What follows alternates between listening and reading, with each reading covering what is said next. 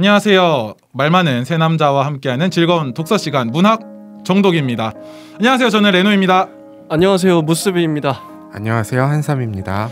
네, 저희가 오늘 또 새로운 책으로 시작을 하게 되는데 그에 앞서서 제가 이제 무스비님한테 한번 여쭤볼 게 있습니다. 아, 좋습니다. 네, 저희가 이제 이 멤버로 이 세 명으로 녹음을 한 지 한 5주 차, 회차로 치면은 한 9회차 벌써 정도로 그 정도 된 걸로 알고 있는데 제가 궁금한 거는 과연 어쨌든 이게 멤버가 바뀐 거잖아요.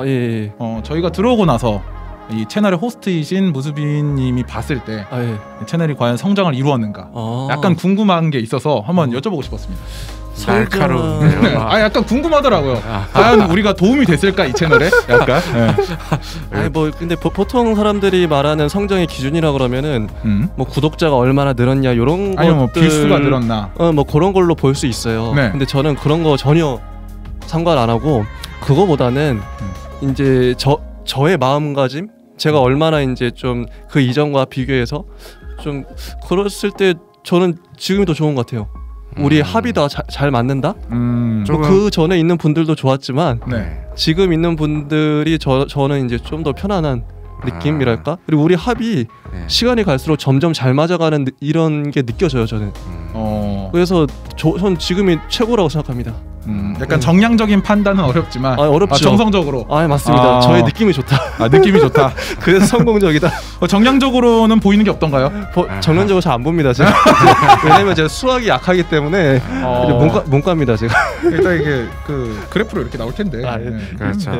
평균 시청 시간도 나오고. 그런 거 요즘에 그렇죠. 저희 구독자가 몇 명 안 되기 때문에 별 의미가 없어요, 아직까지. 그다지 성장하지 못한 걸로. 성장했습니다. 엄청 성장하고 있어요 지금. 어쨌든 그런 게 살짝 궁금했습니다. 좋습니다. 그리고 이제 보시는 시청자분들이 보시기에 살짝 달라진 게 있을 거예요. 제가 원래 이제 오른쪽이나 왼쪽 뭐 이렇게 앉았었고, 맞죠. 무스비님이 이제 가운데 앉아서 진행을 맡아주셨는데 저희가 한번 포맷을 새롭게 바꿔봤습니다. 그래가지고 작품 하나당 진행자를 따로 정해서 돌아가면서 이렇게 진행을 해보기로 했는데요. 그래서 오늘은 저부터 시작합니다. 제가 이제 진행자가 됐고요. 옆에 두 분이서 이제 저희 이번 회차를 이제 채워 나가주시면 됩니다. 그렇죠. 겐세이를 넣으면 되는 그럼요. 좋습니다. 그래서 저희가 이제 지난 시간까지 제 2회 젊은 작가상 수상 작품집을 했고요. 새로운 책으로 이제 들어왔죠. 맞습니다. 똑같은 이제 젊은 작가상 수상 작품집인데 이번에 2012년에 열린 제 3회로 돌아왔습니다. 그중에 이제 대상 수상 작품인 포구, 손보미 작가의 이제 작품인데요. 저희가 일단 어쨌든 이제 진행자가 이거를 포맷을 다 정하는 거였어요. 그래서 맞아요. 저는 어떻게 생각을 했냐면 일단 먼저 줄거리를 먼저 조금 말씀을 드리고 그 다음에 준비된 코너로 넘어가는 게 낫지 않을까라는 생각을 했습니다. 좋네요. 그래서 줄거리부터 일단 말씀을 드릴 건데요. 굉장히 간략하게 말씀을 드리자면은 두 커플이 나옵니다. 두 부부가 나오는데 이 부부의 이야기가 계속해서 교차 편집 느낌으로 쭉쭉 나오면서 마지막에 새로운 약간 음식점 주인 한 분이 마지막에 엔딩을 장식하는 이런 류의 소설입니다. 그래서 갈등 장면이 한 2개 정도 나오는데요. 물론 제가 결혼도 안 해봤고 뭐 아이도 없고 하지만 제가 추측하기로는 굉장히 일반적인 부부 생활에서 나올 수 있는 갈등 장면이 아닐까. 이런 뭐 그 정도의 차이는 있겠지만 그렇게 일반적인 부부 생활을 하면서 나올 수 있는 갈등 상황이 아닐까. 그런 갈등 상황을 두 부부를 출연시키면서 두 가지 갈등 상황을 보여주고 있습니다. 근데 가뜩이나 이 결혼하기도 힘든 시기에 자꾸 이 결혼 상황에서의 갈등을 이렇게 심각하게 보여주는 소설을 계속 읽는 게 이게 우리한테 도움이 될까요? 혹시 그러면 결혼관에 약간 변화가 생겼나요? 이게 좀 두렵다. 결혼이라는 그 이 사회적 제도가 제도가 아니라 뭐 그런 부분도 있죠. 이제 내 아내와 이런 갈등 상황에서 어떻게 다시 화목해질 수 있을까? 의사소통을 어떻게 더 잘할 수 있을까? 사실 연애할 때도 의사소통이 꽤 어렵잖아요. 어렵나요? 이거 궁금해서 한삼님은 어떤지 궁금해서 한번 여쭤본 거예요. 네. 근데 진짜 네네. 많이 어려웠나요? 연애하기 전에 몰랐는데 연애를 이제 과거에 했을 때 네. 지금은 안 하시고. 예, 지금은 안 하고요. 예, FM이다. 예, 네. 연애를 하기 전에 몰랐었는데 연애를 하니까 이 상황에서 나한테 화를 낸다고? 어떤 상황이었나요? 너무 사생활인가요? 예. 그러니까 대략적인. 어떤 상황에서 그렇게 약간 서로의 생각이 많이 달랐을까? 저도 이 경험이 있기 때문에. 그러니까 제가 이제 지방에서 근무하는 여자친구를 사귈 때. 롱디. 예. 네. 그러니까 평소에 이제 열차가 이렇게 와 있으면은 여자친구를 태워요. 그리고 이제 집에 돌아가야 되니까요. 근데 이제 열차 문이 닫힐 때까지 이제 항상 지켜봤어요. 이제 안에서 기다리면 잘가 말하면서 이제 갑자기 문이 닫히면 제가 못 빠져나올 수도 있으니까. 그래서 밖에서 열차에 앉아 있고 그리고 나는 밖에서 이렇게 창 너머로 볼 때도 있고 열린 문틈으로 볼 때도 있고. 굉장히 문학적이네요. 네. 이제 그랬는데 제가 이제 문이 닫히고 난 다음에 항상 뒤돌아섰는데 어느 날 제가 조금 시간에 쫓기는 일이 있어서 문이 닫히기 몇 초 전에 뒤돌아섰어요. 네네. 근데 그게 삐져서 뭐라고 하던가요? 변했어. 오빠 변했어. 예전 같지 않아. 그런 말을 하더라고요. 그 친구가. 그래서 굉장히 놀랐었죠. 그때 잘 대처를 했나요? 그게 첫 번째 갈등이었는데 네네네. 사실 잘 대처가 안 됐어요. 이걸 내가 사과해야 된다고? 네네네. 이제 그런 생각이 들어서 네네. 좀 냉전이 오래 갔었던 기억이 납니다. 예. 그 몇 초 먼저 뒤돌아선 것 때문에. 그렇죠. 그렇죠. 이제 저는 이제 몇 초라고 기억하고 말하기는 했지만 뭐 실제로는 뭐 한 30초였을 수도 있고. 근데 그분이 느끼기에는 세상이 나를 등진 것 같았다. 뭐 이런 느낌. 친구 입장에서는 자기를 열차 안에 집어 던지자마자 뒤돌아선 것처럼 느껴졌을 수도 있죠. 내가 빨리 떠났으면 좋겠구나. 뭐 이런 느낌을 받은. 그런 또 갈등이 있었군요. 네. 혹시 뭐 갈등 상황 뭐 겪어본 적 있나요? 일단은 제가 연애를 그렇게 많이는 안 해봤기 때문에 많이는 안 해봤다. 한두 번은 해봤다. 그렇게 이해하겠습니다. 그 한두 번이긴 하지만 갈등. 지금은 연애를 안 하시고. 지금은 없습니다. 안타깝게도. 그렇다면은 또 이제 안타까운 일이 있어서 헤어졌을 텐데 어떤 갈등 때문에 헤어졌는지. 야 오늘 뭐 연애 상담하는 그냥 궁금해서 한번 여쭤보는 거예요. 이런 거 좋네요. 궁금해서. 그냥 뭐 제가 잘 못한 것 같아요. 그 친구한테. 그래서 불만이 많았나요, 그분이? 그런 건 아니고요. 그분은 뭐 지극히 이제 평범한 뭐 분이고 불만은 제가 그냥 좀 미숙한 지점들이 그때는 연애를 제가 처음 한 거기도 30 넘어서 제가 연애를 하기도 했거든요. 그래서 좀 모든 걸 잘 몰랐고 여자의 마음이나 이런 걸 배려를 잘 못하지 않았나. 이게 좀 두루뭉술하게 얘기할 수밖에 없네요. 너무 디테일하게 얘기하면 좋겠지만 좀 그랬던 것 같아요. 얼마 안 되셔서. 약간 그러면은 말과 행동 중에 부족했던 거 둘 중에 뭐가 더 부족했다. 말이 더 부족했다. 행동이 더 부족했다. 뭐 둘 다이겠지만 둘 중에 약간 우열을 나눠보자면 둘 다이겠지만 뭐 행동이 부족한 것인 것 같긴 해요. 본인은 이제 말보다는 행동이 조금 더 부족했었다고 느낀다. 그랬던 거 나름 그렇게 생각합니다.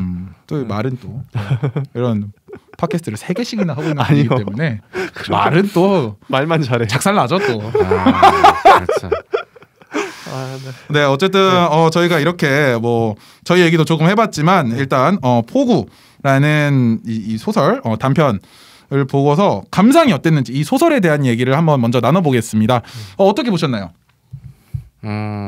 재미있었는데 이제 내용을 벌써 얘기를 해도 되나요? 네네. 이제 중간에 이제 아이와 연결된 일들, 그러니까 아이가 이제 뭐 불난 집에서 다칠 뻔했는데 그날 일에 대해서 부부끼리 절대 얘기하지 않고 지나가는 그 긴장감이 되게 잘 표현된 것 같았어요. 굉장히 그날 무슨 일이 있었을까? 저도 굉장히 빠져들어서 읽었습니다. 무수비님은 어떻게 보셨나요? 저는 이게 원래 두 커플이잖아요. 네. 근데 이게 한 커플을 뭐 시기상 나눠서 이렇게 표현을 했나? 처음에는 좀 헷갈리더라고요. 네. 예, 뭐 그 그녀라고만 표현을 하니까. 그래서 이 그녀가 또 여자분이 두 분 나오는데 그 여자분들이 같은 분인가? 이렇게도 저는 좀 착각을 했었어요 처음에. 나중에는 완전 별개의 부부더라고요. 네. 나중에 결국 뭐 좀 약간 스치기도 하지만 근데 그런 부분이 저는 서스펜스적인 요소랄까? 이제 독자들한테 궁금증을 불러일으키는 거죠. 그런 게 또 아이도 나오는데 처음에 이제 이 가난한 부부는 아이가 없잖아요.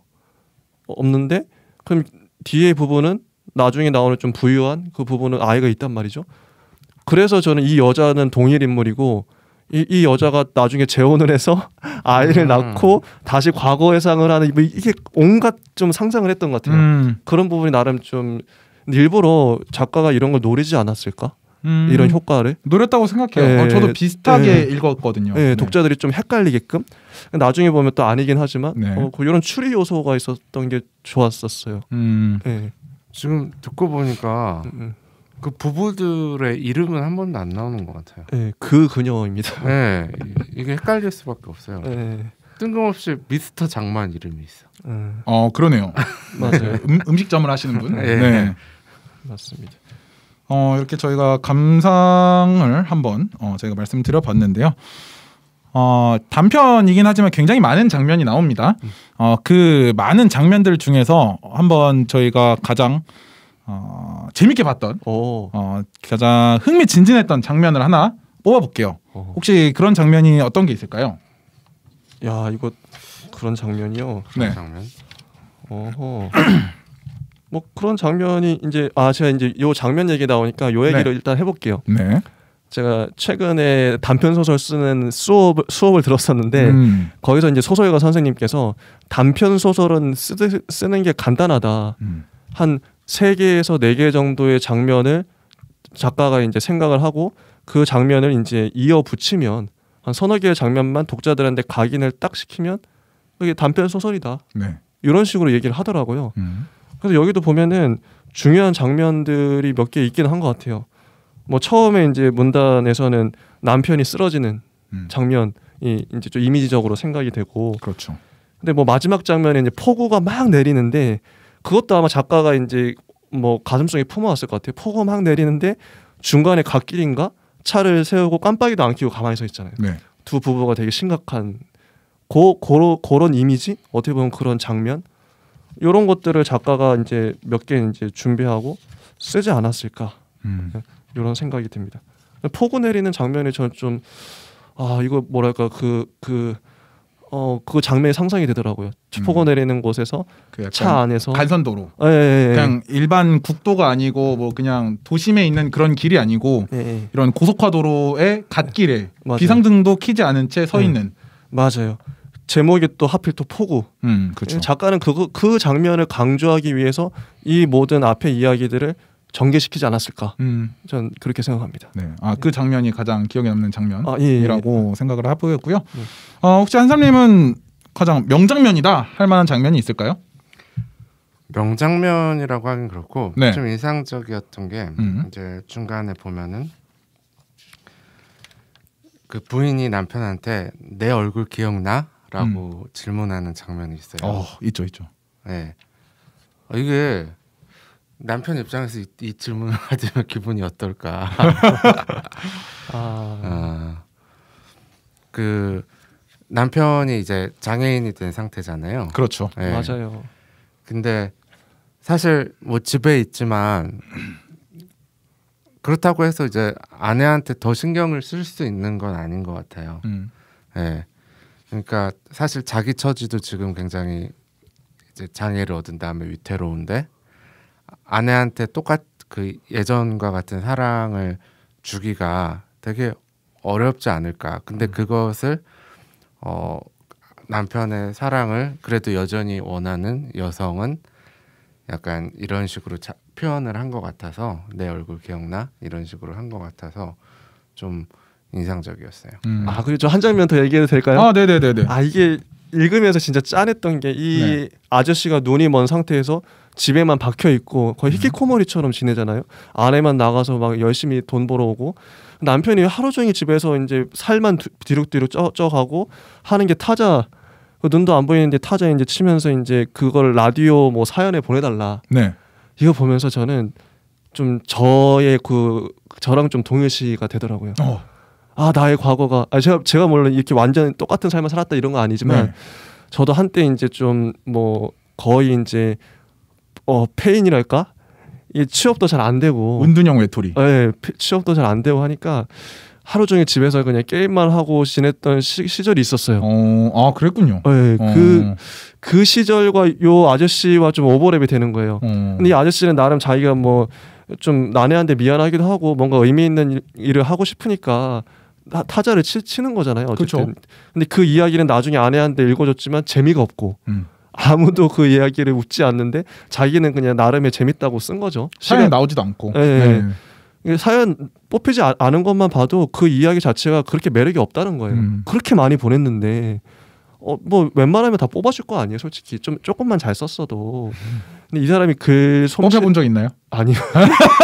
네, 어쨌든 네. 글솜씨도 없는 사람이 그 글을 쓴다고 하루 종일 그렇게 눈 먼 아저씨가 네. 앉아서 타자 치고 있는 모습이 상상하니까 너무 애처롭고 불쌍한 거예요. 솔직히 이 아저씨가 사연이라도 당첨이 됐으면 좀 희망이 생겨요, 솔직히. 아 그럼 이 아저씨는 나중에 작가 하면 되겠네. 이런 상상을 독자가 하게 되잖아요. 근데 글솜씨도 없는 사람이 글을 붙잡고 있어.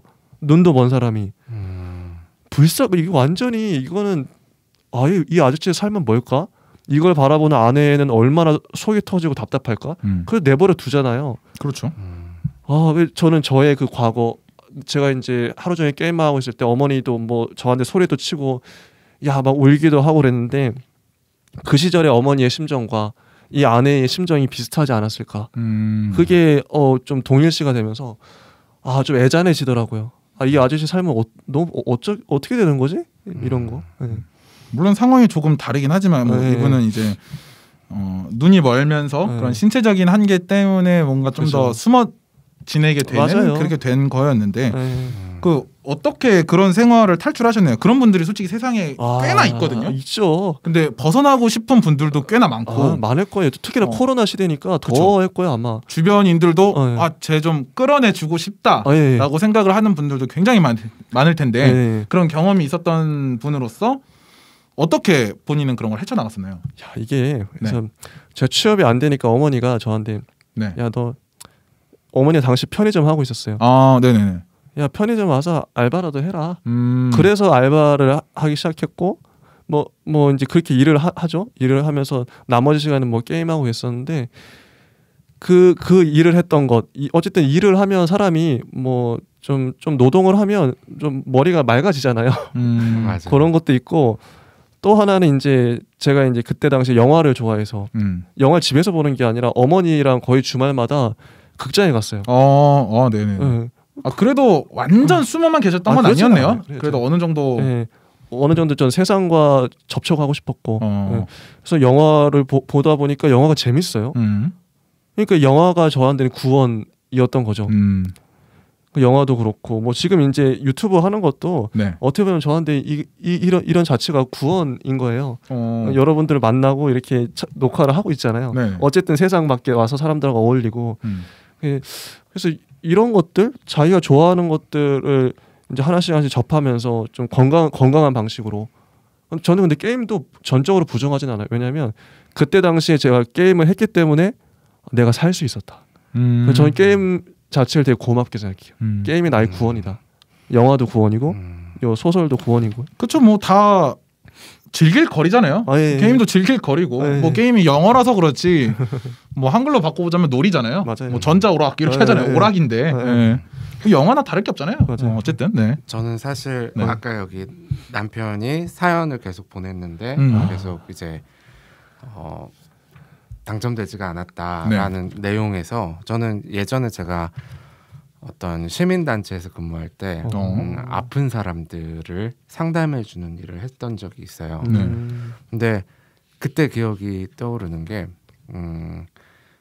이제 환자들한테 현실적인 도움을 네. 상담하면서 주고 싶은데 실제로 환자들이 원하는 거는 이제 자신의 어떤 지금 빈곤하고 기구한 그 약간 고통에 몸부림치는 이런 사연에 대해서 저한테 그냥 하소연하고 싶어하는 그게 굉장히 강했어요.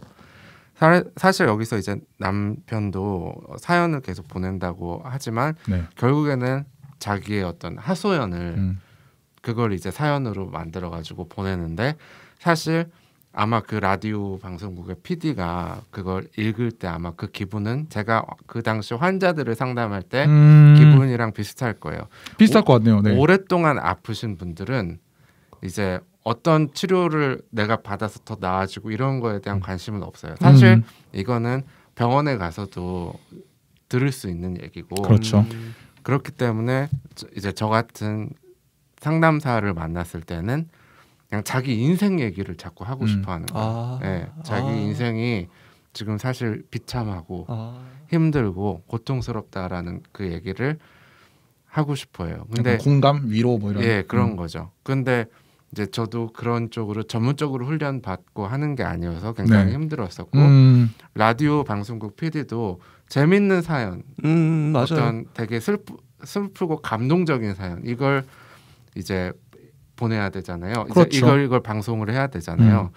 근데 정말 너무 비참하기만 한 이런 사연 같은 거는 사실 방송국에서도 상당히 힘들 수밖에 없어요. 못 보내죠. 네, 그냥 스킵하고 다른 사연을 찾게 되고 이제 맞아요. 이런 제 경험에 비춰서 그런 상황이 아니었을까 싶어요. 그런 사연을 보내실 것 같다. 네. 이런 느낌. 네. 그렇죠. 굉장히 많은 장면들이 나오는데 아마 이 작품을 이제 시청자분들이 실제로 보시면은 어느 정도 약간 현실과 맞닿아 있는 부분이 굉장히 있거든요. 그래가지고 나름대로 공감을 굉장히 많이 하실 수 있을 거라고 생각을 합니다.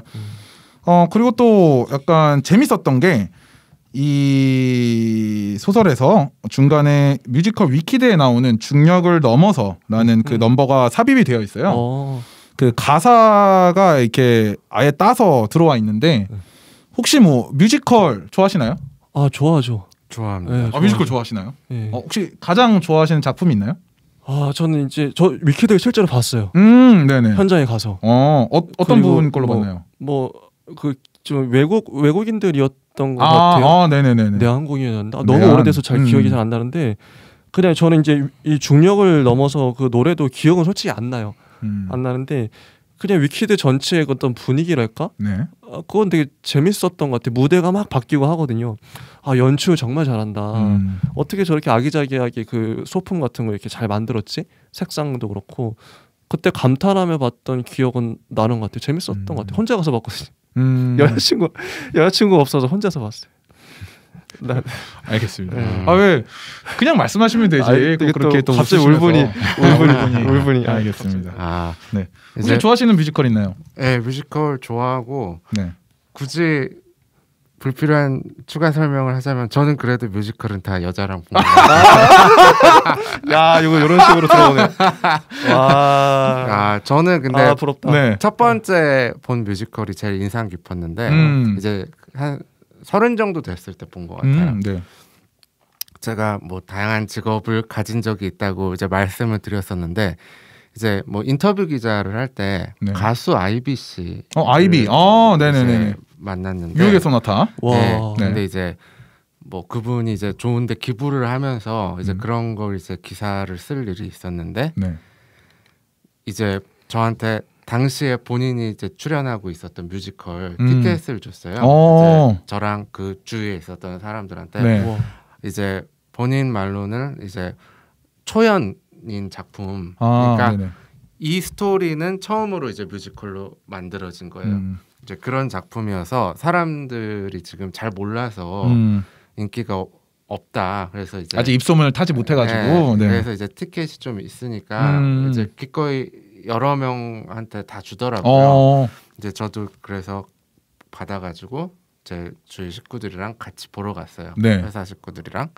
근데 너무 재밌었어요. 그 작품 혹시 어떤 거였나요? 뭐냐면은 유린타운이라는 작품이었는데. 유린타운. 예. 유린이 오줌이죠. 예, 맞습니다. 맞죠? 예. 아, 유린도 영어예요? 예. 아, 저기 뭐 유린하다. 뭐 약간 그 유린 타운 뭐 그런 건 줄 알았는데. 근데 내용이 정말 기상천외해서 너무 재밌었어요. 코미디물인 거죠? 그러니까 예, 함부로 오줌을 싸면 안 되는 세상이에요. 노상방뇨가 금지된 그런. 아니 어디서든. 아 어디서든. 네, 화장실 그러니까 어떤 우리가 이제 민영화라고 하잖아요. 어떤 시설을 사기업에서 독점하는 거. 그렇죠, 그렇죠. 근데 거기서도 하수 시설을 어떤 이제 민영화가 된 거예요. 독재자와 어떤 사기업이 결탁해서 독점한 거예요. 하수 처리 시설 뭐 이런 거를. 그래서 비싼 돈을 내야지 화장실을 한번 쓸 수 있는 거예요. 야, 진짜. 근데 이제 사람들이 그럼 노상방뇨를 할 거 아니에요. 그렇죠. 노상방뇨를 하면은 사형을 시켜. 세네. 이제 이런 좀 가상의 스토리를 해가지고 했는데 제가 그 이후로도 이제 뮤지컬을 한 5편 정도 더 본 것 같은데 제일 재밌었던 작품이에요. 네. 오히려 막 다른 좀 막 유명한 것도 보시고 제가 했는데 실제로 제 돈 내고 본 다른 작품들보다 그게 제일 재밌었어요.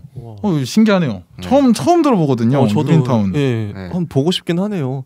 어떤 내용일지. 아이비 씨가 무척 아름답습니다. 근데 원래 또 굉장히 아름다우시잖아요. 네, 예전에 그 유혹의 소나타 하실 때부터 주의 있게 봤었습니다.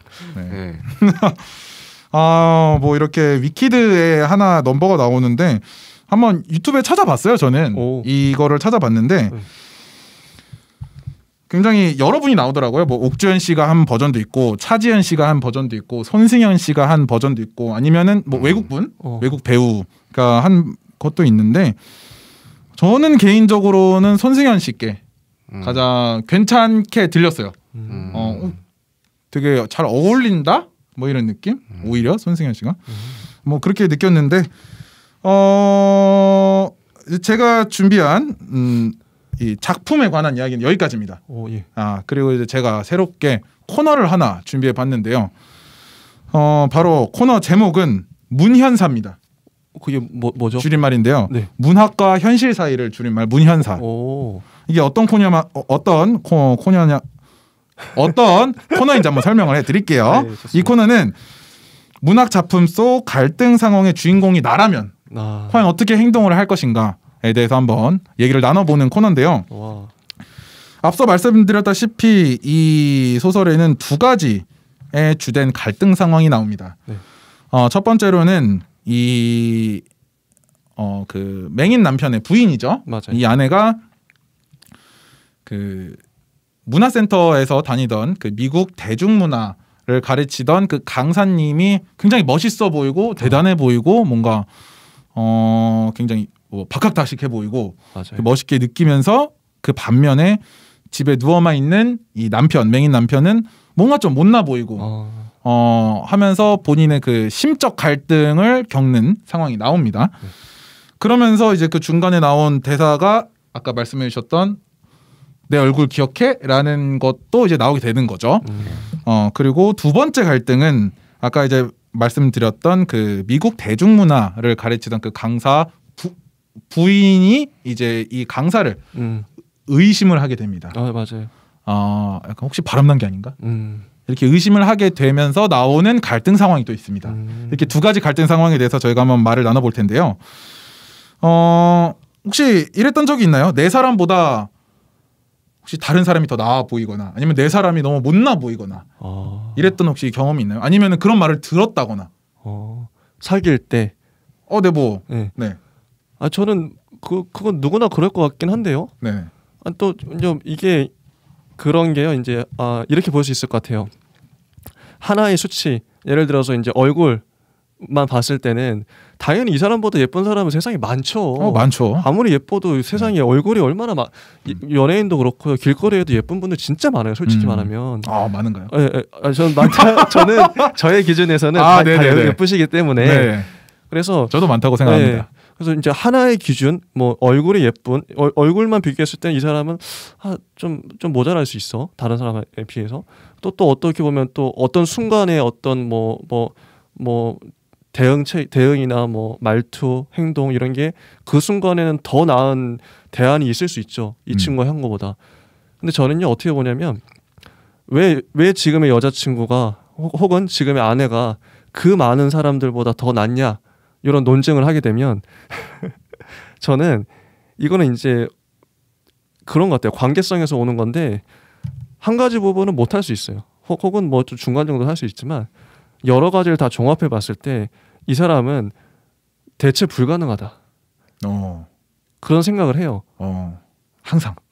네, 그렇다고 생각해요. 왜냐면 지금 당장 나랑 사귀고 있고 내 옆에 있고 하지만 뭐 전지현이나 뭐 김희선이나 이런 사람들을 와 여기서 이제 딱 이렇게 그 세대가 나오죠. 예쁜 사람을 얘기할 때 전지현, 김희선을 얘기한다. 수정. 이거 쉽지 않죠. 태연하죠. 편집 없잖아요, 근데 어차피. 편집 없죠. 저희 라이브인데 네. 태연으로 바꿀게요. 태연도 꽤나 요즘 누구 있지? 꽤나 예전 사람이죠, 태연도. 누구 있지? 뭐 어쨌든 아직 활동하잖아요. 아직 활동하니까 그래도. 네. 뭐 김희선도 활동하니까. 태연 위는 몰라요, 솔직히. 태연 아래. 태연 아래는 잘 몰라요. 네. 어쨌든 태연은 지금 뭐 아무리 예뻐도 네. 전 만날 수도 없고 그 사람하고 전 관계가 없잖아요. 만날 수 있대. 좋대. 태연 씨 사랑합니다. 미안하다 친구야.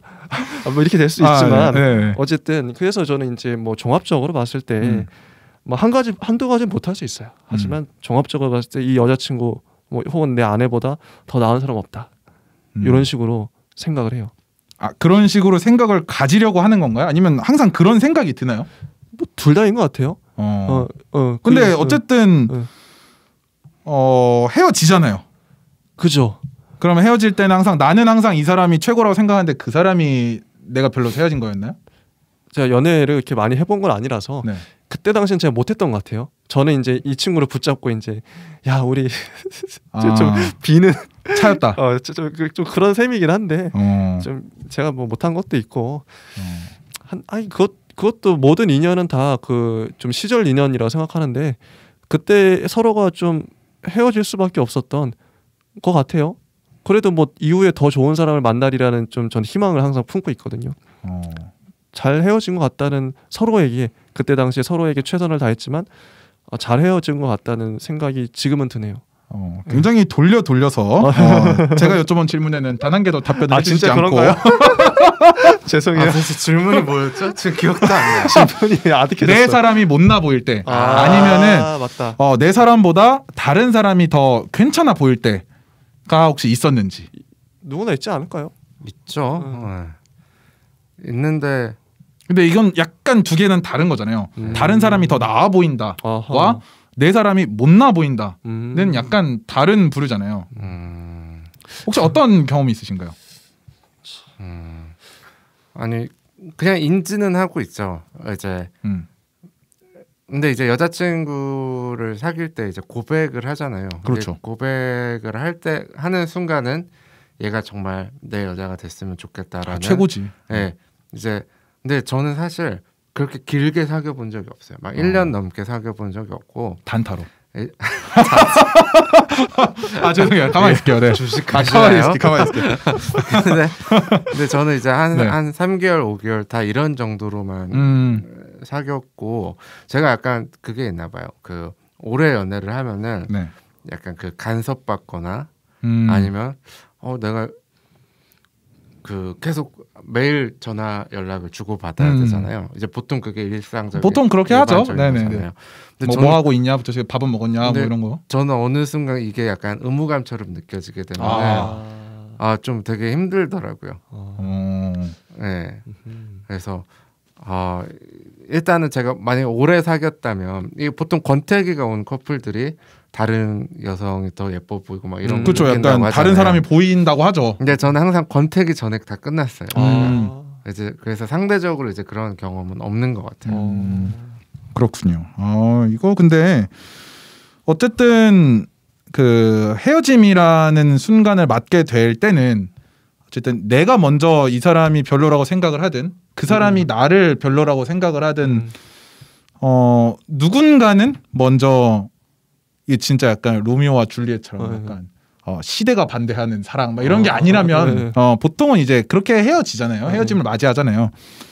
그래서 이 상황을 과연 어떻게 헤쳐나가야 될까? 왜냐면 내가 바라지 않는 상황일 수도 있잖아요. 나는 이 사람이 좋은데 이 사람이 나를 별로라고 생각해. 그럼 이거를 약간 극복하고 싶은 의지가 들 텐데. 맞아요. 혹시 그럴 때는 어떻게 헤쳐나갈 수 있는 방법이 있을까요? 한 번 그렇게 마음을 먹으면 어쩔 수 없는 걸까요? 글쎄요, 이게 네. 뭐 그 사람이 내가 싫어지든 내가 그 사람이 싫어지든 사람 마음이 한번 딱 돌아서면 다시 돌리기가 너무 힘들더라고요. 돌아서는 과정도 뭔가 이제 사건들이 많이 있겠죠. 이 사람이 뭐 싫어지게끔 밉보이는 그런 사건들. 그런 게 누적이 돼서 한 번에 딱 터져가지고 난 네가 싫어 이런 거기 때문에 그런 감정이 점점 커지다가 그래서 그거를 돌리는 건 거의 어렵지 않을까 진짜. 내가 뭐 진짜 막 네. 진짜 초인적인 뭐 되게 너무 이제 색다르 사람이 보통 안 변하잖아요. 내가 완전히 달라져서 그전과 다른 사람이 되지 않는 한 나는 늘 똑같이 행동할 거고 비슷비슷한 말투에. 근데 그거를 그 사람이 못 견디면 내가 바뀌지 않는 한 어렵지 않을까. 어떤 한 임계점이 있는 거고 맞아요. 네. 그 임계점을 돌파하는 순간 네.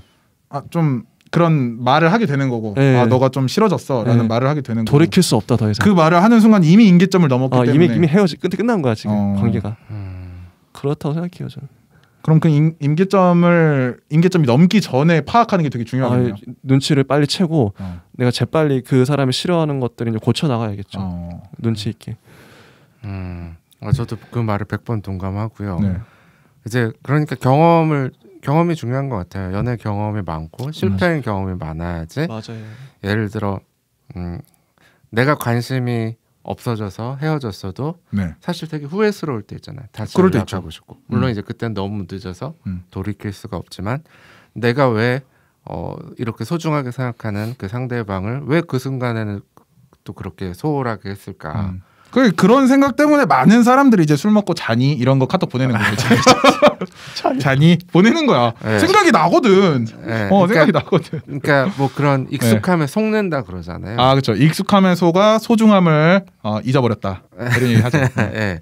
이제 그러니까 이제 그런 것도 이제 내가 극복할 수 있는 경험이 쌓여야 되고 또 내가 좋아하는 정말 좋아해서 내 딴에는 되게 잘해주고 잘 챙겨줬다고 생각했는데도 상대방은 나의 어떤 지나치게 주관적인 그런 행동들 그냥 나는 내가 좋아서 해준 건데 상대방은 그걸 원치 않는데 네. 그냥 내가 기분 좋아서 해준 것들 이런 것들이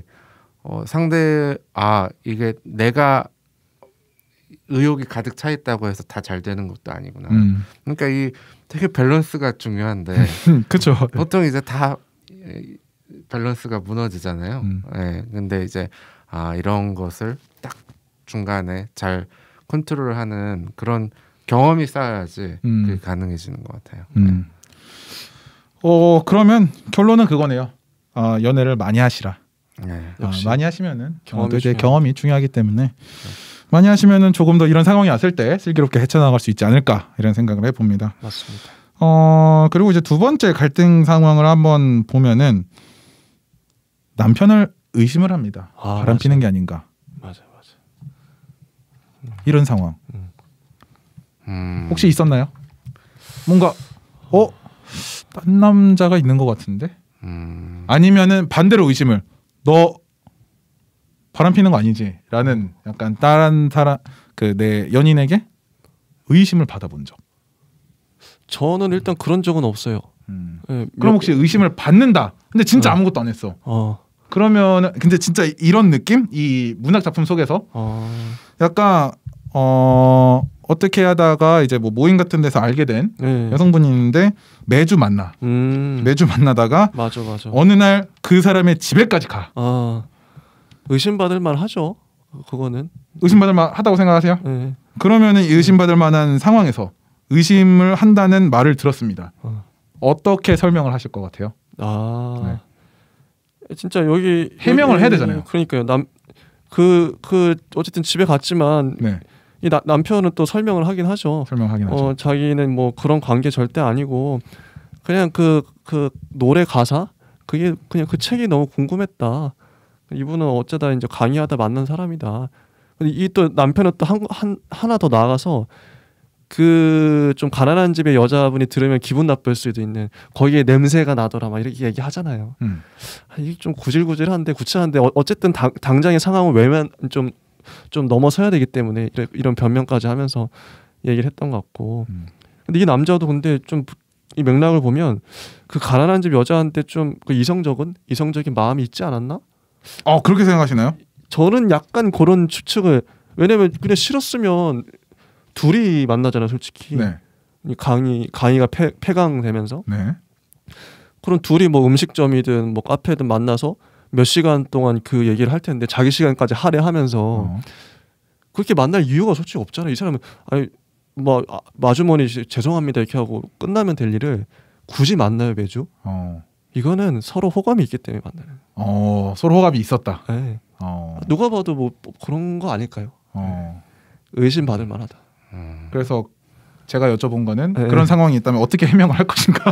근데 이게 지금 구차한 변명밖에 못 할 것 같아요. 그래 구차하게 그냥 계속 이렇게 해명을 계속 할 것 같아요. 해명 그런 사이 아니다. 아니 근데 소설을 읽으면서 좀 황당한 게 저 남편 입장에서 이제 눈이 안 보이는데, 그러니까 맹인 남편. 네네네.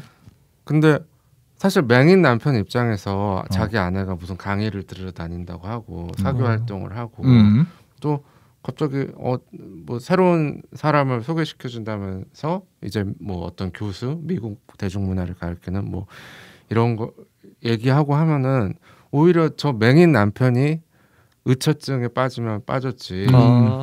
오히려 눈뜬 사람은 의심을 하고 눈 감고 있는 사람은 사실 더 답답할 텐데도 별 얘기가 안 나오죠. 별 얘기가 안 나오잖아요. 맞아요. 그래서 좀 이게 뭘까? 그러니까 의심은 진짜 눈으로 보고 있어도 의심을 한다. 그렇죠. 약간 이런 눈을 보고 있어도 의심을 하죠. 네. 뻔히 아닌 거 아는데. 네. 아니 뻔히 이제 그 집까지 여자가 쫓아가서 봤다면 그 집에 누가 사는지도 심지어 알고 있었잖아요. 그 집에 여자가 살지만 그 남편도 같이 있었다라는 걸 아는데 여기서 이렇게 왜 저렇게 토라졌을까? 그렇게 생각이 드세요? 네. 그랬어요 저는. 그래서 좀 결혼이란 게 이렇게 힘들구나. 힘들구나. 아니 근데요 저는 이제 한 가지 뭐 나름의 원칙이랄까요? 다른 분들도 대부분 그렇게 하시는 것 같은데 결혼하기 전에는 뭐 남녀가 만날 수 있다고 생각해요 어느 정도. 하지만 뭐 사귀는 연인이 있는 상태에서 제가 아직 결혼 안 했지만 여자친구 있는 상태에서 다른 여자를 개인적으로 만난다. 요런 것도 솔직히 좀 의심을 받을 만한데. 그래서 제가 아래 또 준비를 해봤습니다. 과연 바람의 기준을 어디까지로 봐야 할지. 그러니까 이성 친구를 만난다. 재밌네. 여자 사람 친구. 그러니까 내가 남자면은 내가 여자 사람 친구를 만나는 거고 내가 여자라면은 남자 사람 친구를 만나는 거고 할 때 과연 어디까지 허용이 될 것인가? 야, 요게 이제 좀 생각해 볼게. 이런 좀 말이 있잖아요. 남자와 여자 사이에 친구가 될 수 있는가?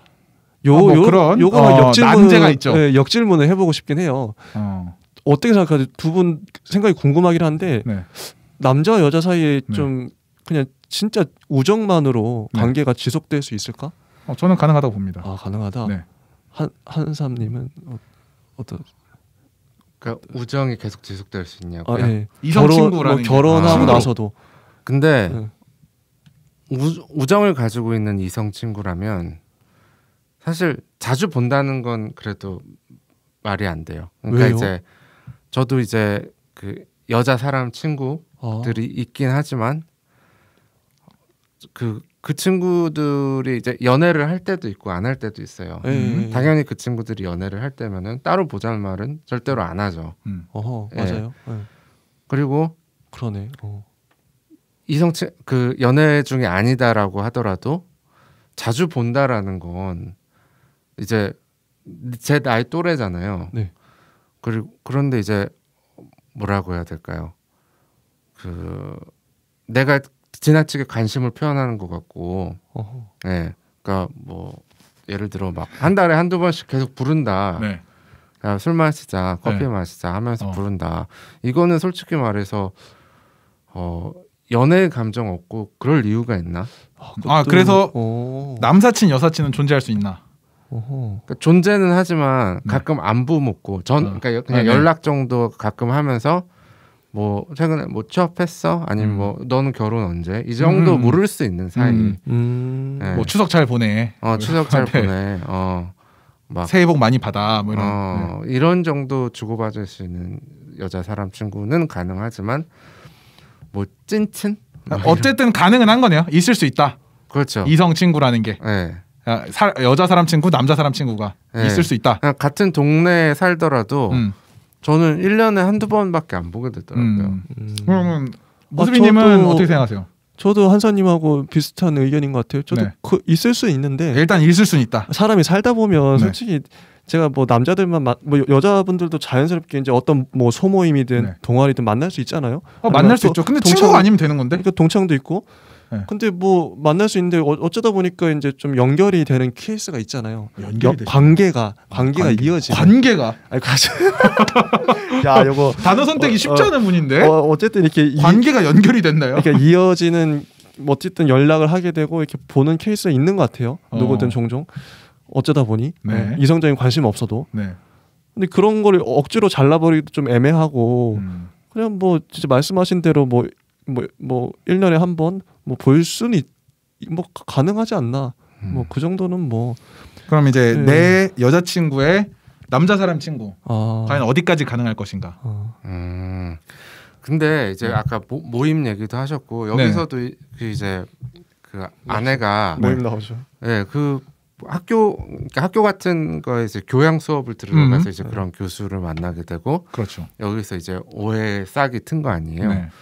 근데 이제 저도 그 코로나 이전에는 되게 많은 직장인 동호회 같은 걸 해봤었고 또 운영도 해봤었고 근데 이제 보통 직장인 동호회 모임이 남녀를 1대1 비율로 뽑아요. 왜냐하면 이게 또 그래야지 재밌지 않습니까? 그런가요? 그렇습니다.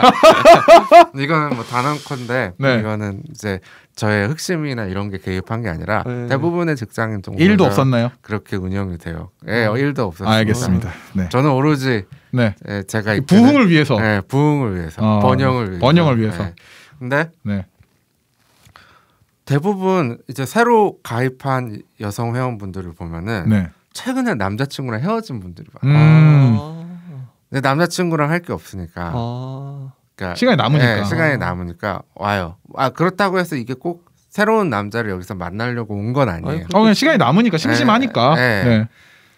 여자분들도 의외로 이제 좀 자기 여가 생활을 바쁘게 보내고 싶어 하시는 분들이 많아서 이렇게 와요. 되게 환영을 하죠. 근데 또 어느 날 갑자기 그만둔 거 보면은 갑자기 그만둘 때가 있어요. 그러면 이제 보통 얼마 안 가서 프로필 사진에 남자친구랑 같이 손잡고 있는 사진이라던가 이런 게 있어요. 그리고 간혹 가다가 이제 그분이 이 모임에 되게 많이 적응을 하고 어떤 유대 관계가 생겨서 이제 연애를 새로 시작했음에도 모임을 그만두지 않고 계속 활동을 하는 경우가 있기는 해요. 근데 그럴 때 보면은 남자친구들의 간섭이 되게 강해요.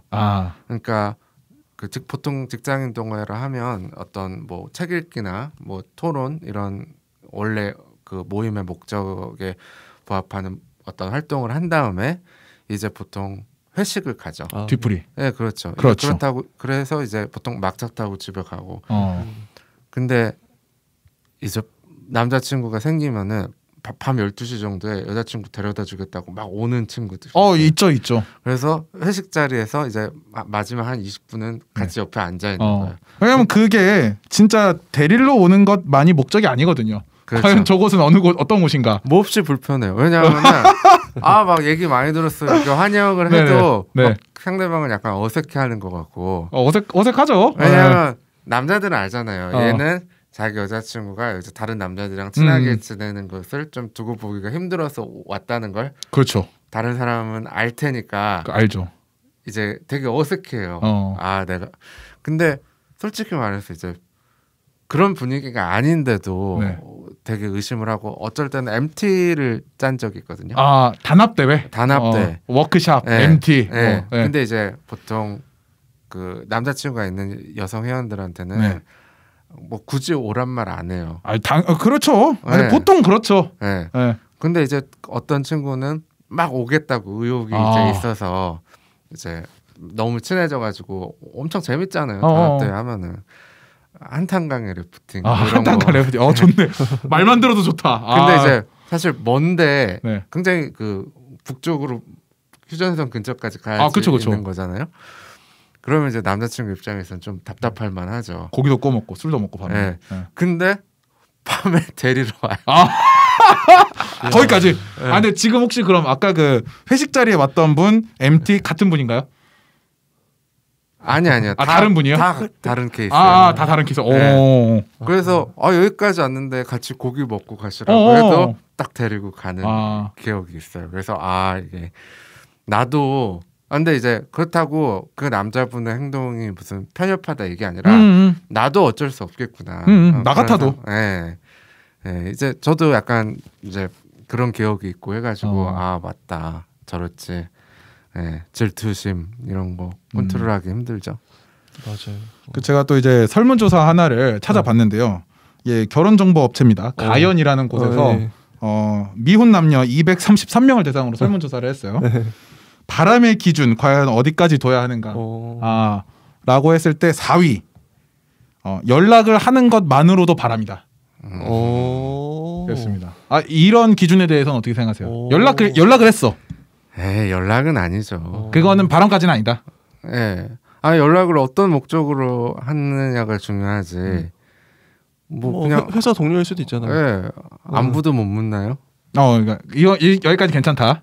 여기까지 괜찮다. 아니 이것도 바람이다라고 생각하시는 분이 있으니까. 근데 있으니까. 주말에 뭐해? 이거는 이제 문제가 있죠. 그거는 주말에 뭐해? 혹시 오늘 일 일찍 끝나? 뭐 이런. 그런 거. 그런 것도 이제 좀 의도가 보이죠. 동네 왔는데 커피 한잔 할래? 이거. 이거. 이게 서울 한복판 이런 거에서는 좀 이게 안 되고. 어디 경기도 이제 좀 외진데 사는데 여기까지 왔다 우연히. 그러면 커피 마실 수도 있죠. 약간 여자친구가 어디 한 저기 송파쯤 사는데. 동네 왔는데 커피 한잔 할래? 송파도 안 되죠. 송파 안 된다. 송파. 그러면 동탄, 용인 뭐 정도. 동탄, 용인 정도면. 그 정도면 가능해요. 먼 길 왔으니까. 먼 길 왔으니까. 그냥 돌아가기 아쉬우니까 커피 한 잔 하고 보낼 수도 있죠. 혹시 이런 거 괜찮나요? 이게 좀 애매하네요. 그게 괜찮을까요? 이거 어떻게 생각하세요? 저는 좀 불편할 것 같긴 해요. 여자친구 그러면. 네. 그렇습니다. 이제 3위.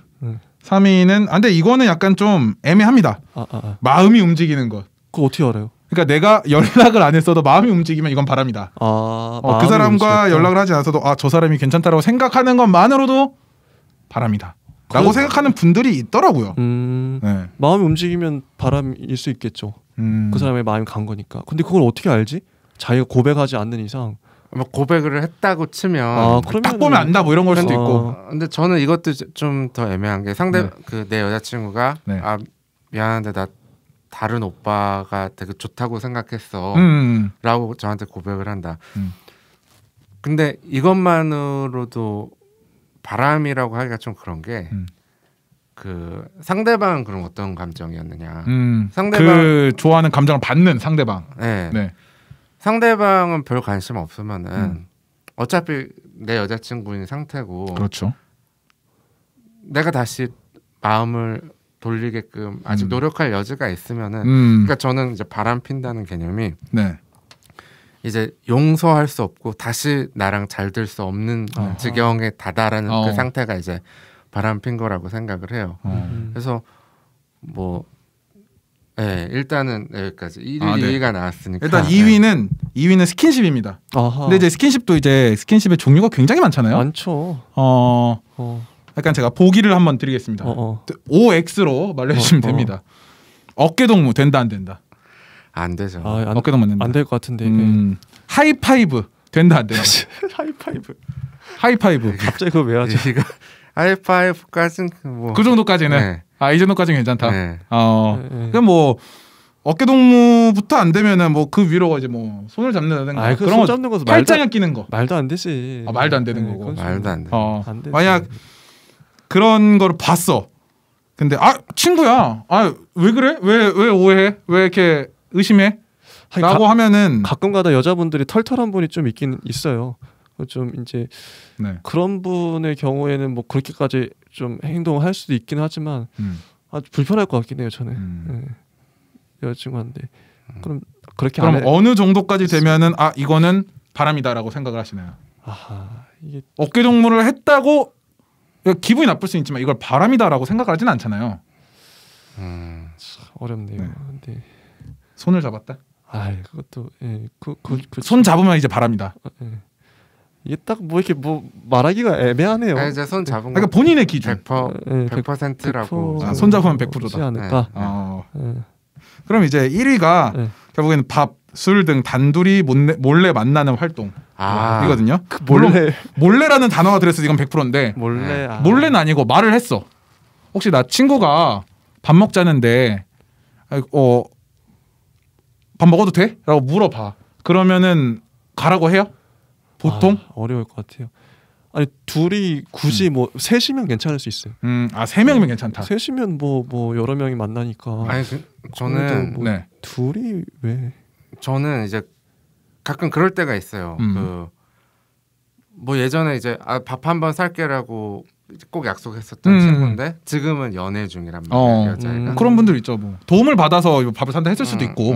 근데 이제 저도 뭐 빚진 게 있어서 사준다고 했었고 또 그냥 쌩까기는 그래가지고 사줄게. 근데 이제 저는 이렇게 해요. 남자친구도 불러. 같이 와라. 누군지 궁금하다.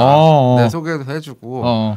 이제 이런 관계가 이제 건전한 거죠. 그럴 수 있다. 그럴 수 있죠.